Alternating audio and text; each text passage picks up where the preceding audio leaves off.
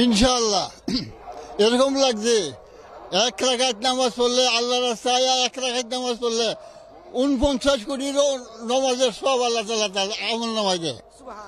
আর এক রাত যদি আমরা সব বরাত পাইছি, 49 কোটি সব বরাতের সব আল্লাহ তাআলা তার আমল নামায় দেবে। বুঝলেন কথাটা? এরপরে আল্লাহ যে কত সব, আল্লাহ রাস্তায় মৃত্যুবরণ করলে জান্নাতের রাস্তা খোলা সোজা রাস্তা।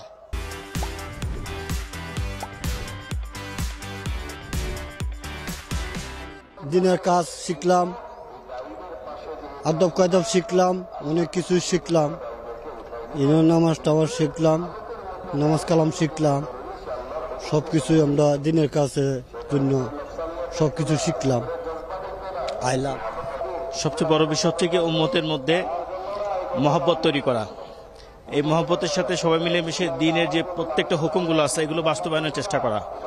নিজের মধ্যে ইমানিয়াত, আমালিয়াত, আখলাক, মুআমালাত, মুআশিরাত সমস্ত এগুলো মানুষের জন্য জরুরি।